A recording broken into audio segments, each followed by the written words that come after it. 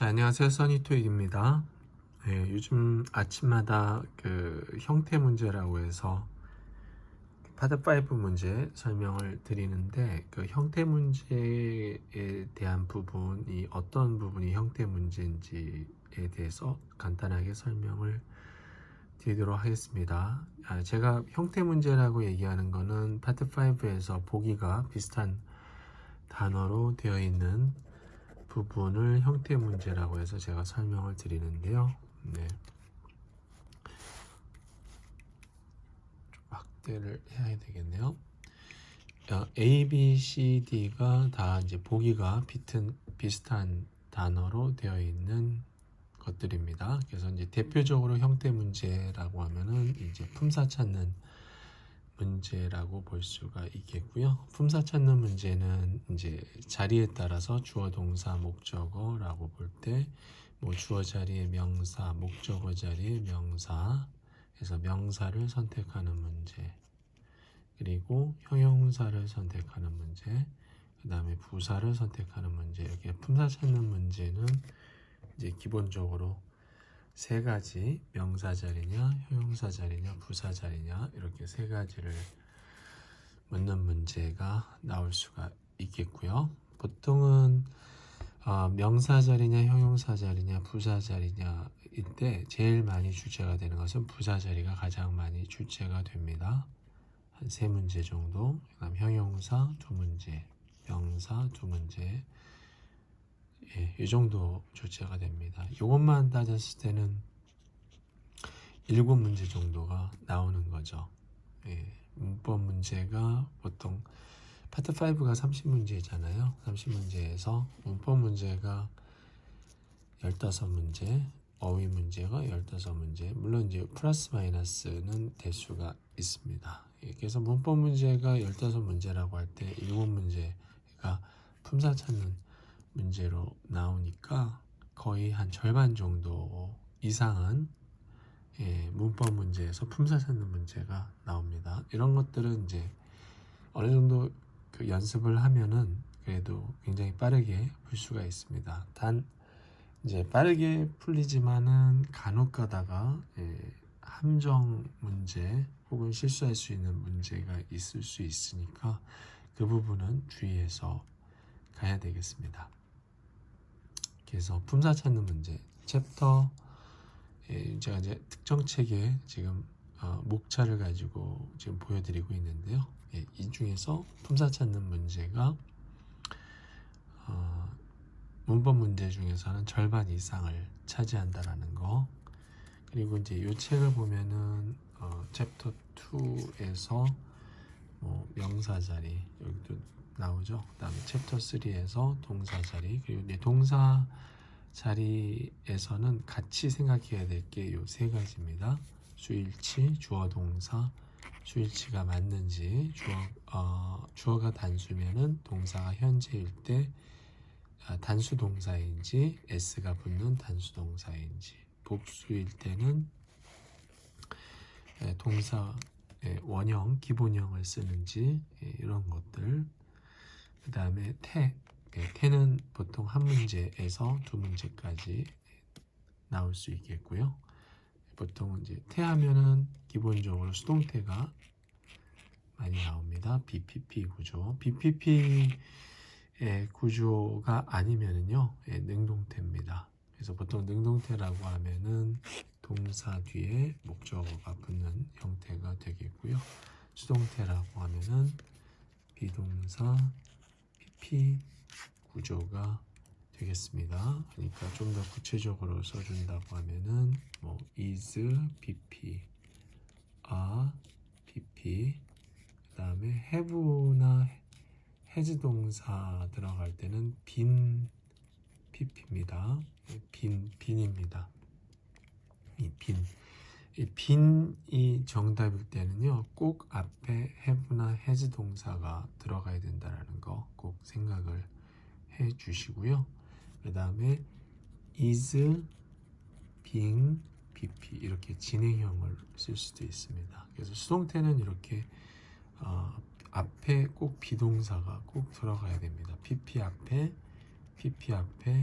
비동사. 비동사는 그냥 이렇게 현재형도 있을 수 있고요. 앞에 빈 형태도 올 수가 있겠고요. PP 앞에 being 형태도 올 수가 있습니다. is, are, been, being. 이렇게 PP 앞에 이런 것들이 비동사의 다른 형태가 보이면은 수동태 형태라고 보시면 되겠습니다. 그래서 동사, 이 부분은 이제 동사 자리가 되는 거죠. 그래서 동사 자리에 해당되는 문제로서 동사 자리를 묻는 문제, 그리고 복합형으로 태와 시제가 같이 나옵니다. 보통 두 문제에서 한 세 문제 정도가 동사 자리 문제로 나온다고 보시면 됩니다. 아까 형용사나 명사나 부사, 품사를 묻는 문제가 아까 한 7문제 정도가 매월 나온다고 보시면 되겠고요. 그 다음에 동사 자리에 해당되는 문제가 두세 문제, 그러니까 그 품사 문제, 동사까지 포함된 품사 문제가 그래도 15문제 중에서 문법 문제 대략 한 15문제 중에서 10문제는 나온다고 보시면 됩니다. 그래서 형태 문제가 많이 나옵니다. 명사 자리냐, 형용사 자리냐, 부사 자리냐, 품사 찾는 문제요. 그 다음에 동사 자리, 이렇게요. 10문제 가까이 나옵니다. 그리고 이제 제가 태 문제에서 이제 설명을 제가 빼는 부분은요, 이 전치사하고 그 다음에 접속사 부분은 제가 매일 파트 5 문제 풀 때 설명을 빼는 이유가요, 이 부분 이제 연결어 접속사 부분, 이 부분 빼는 이유가 그래도 비교적 조금 어렵기 때문입니다. 외워야 될 부분, 접속사 같은 경우는 한 80개 정도를 외워야 되거든요. 그리고 전치사 같은 경우는 뭐 가장 문법에서는 가장 어려운 부분이죠. 외워야 될 것이 뭐 수천 개가 되죠. 전치사도 제대로 외운다고 생각하면요. 근데 이제 기본 전치사 이게 전치사 하나짜리 있죠. at, in, on 같은 거, by 같은 거, 이런 기본 전치사 같은 경우는 대략 이것도 뭐 외운다고 하면은 접속사 한 80개 정도가 기본 전치사로 외울 수가 있겠고요. 그 다음에 복합 전치사가 있죠. 복합 전치사, 2개 이상의 단어로 이루어지는 복합 전치사, 이런 것들도 뭐 외워야 될 것들이 많습니다. 2개나 3개, 그 이상의 단어로 이루어지는 복합 전치사, 예를 들어서 뭐 by means of 뭐뭐에 의해서, 이렇게 덩어리로 가는 전치사들이 있죠. 뭐 in place of 뭐뭐을 대신하여, 그 다음에 지난번에 나왔던 전치사, 최근에 나왔던 전치사 prior to, 이렇게 2개 이상의 단어로 되어 있는 전치사는 또 상당히 많이 있습니다. 그래서 비교적 다른 문법상보다는 정리하고 외워야 될 것들이 많기 때문에 제가 200점대에서 600점대 학생들 대상으로 풀어봐야 되는, 연습해야 되는 문법 문제를 설명할 때는 접속사하고 전치사는 일단은 설명할 때 가장 마지막으로 설명하는 편입니다. 자, 그렇게 이해해 주시면 되겠습니다. 그리고 이제 문법 문제 15문제 중에서 품사 찾는 문제, 동사까지 포함해서요, 동사의 시제태, 수일치까지 포함해서 한 10문제 정도가 나온다고 하면은 나머지 그 5문제에 해당되는 게 바로 이제 접속사 문제, 그 다음에 전치사 문제라는 거죠. 접속사 문제는 보통 2문제에서 많게는 한 3문제 정도가 나오고요. 그 다음에 문법 문제로는 전치사 문제가 가장 많이 출제가 됩니다. 아까 이제 그 품사 찾는 문제 빼고요. 품사 찾는 문제에서는 아까 형용사 자리 문제가 부사 자리 문제가 가장 많이 나온다고 그랬잖아요. 3문제 정도, 전치사 문제가 한 3문제 정도가 나온다고 보시면 됩니다. 그래서 보통 접속사 문제는 어렵지는 않습니다. 정리하면 어렵지는 않는데요. 그래도 이제 좀 외워야 될 것들, 접속사가 좀 더 자세히 한다고 하면은 한 70개, 80개 정도는 좀 외워야 되기 때문에 암기하는 부분에 있어서 약간 부담이 될 수가 있지만, 그래도 접속사 같은 경우는 한 70개, 80개 정도만 외우면은 거의 다 맞추기 때문에 거의 틀리진 않습니다. 접속사 문제 실수만 하지 않는다면. 그래서 접속사는 좀 어느 정도 기본적인 문법 문제가 좀 익숙해질 때 공부를 하시면 되겠고요. 전치사 같은 경우는 어휘라고 생각하고 그냥 계속 꾸준히 반복해서 외워 주셔야 됩니다. ETS도 전치사 문제를 혹시 어휘 쪽에 어휘 영역으로 보지 않을까 한번 제가 최근에는 한번 생각을 해봤습니다. 왜냐하면은 이제 만점이 나왔을 때요, RC 만점이 나왔을 때 이 전치사를 하나 딱 틀렸는데 그 부분에 틀린 부분이 어휘 부분에서 틀린 걸로 되어 있어 가지고 제가 이렇게 한번 생각을 해본 겁니다. 자, 그 다음에 또 이제 형태 문제라고 또 얘기하는 부분이 바로 이 준동사 파트입니다. 동명사 자리냐, 투부정사 자리냐, 분사 자리냐.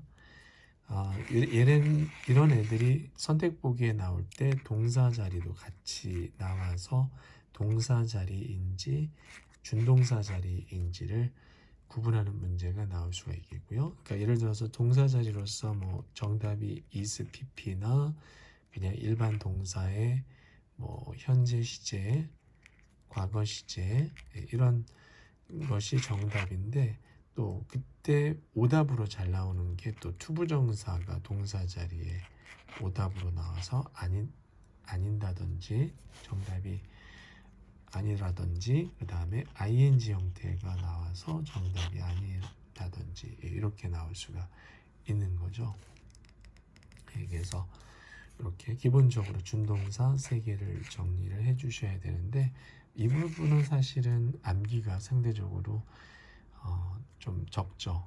어느 정도 이제 문법 구조적인 사항을 정리하는 거니까요. 그래서 이것도 초보자들이 정리하기는 좀 수월한 부분입니다. 이 정도가 바로 이제 제가 그 문법 문제, 기본 문제라고 해서 설명을 드리는 부분이 되겠습니다. 그래서 이 정도를 정리하면요, 거의 한 문법의 한 70%는 이제 내가 파트 5 문제를 풀 때 정리할 수 있는 부분이 되겠습니다. 그 다음에 이제 제가 이제 설명 빠진 부분이 바로 이제 특수구문에 해당되는 비교, 원급, 최상급, 비교급에 대한 부분인데요.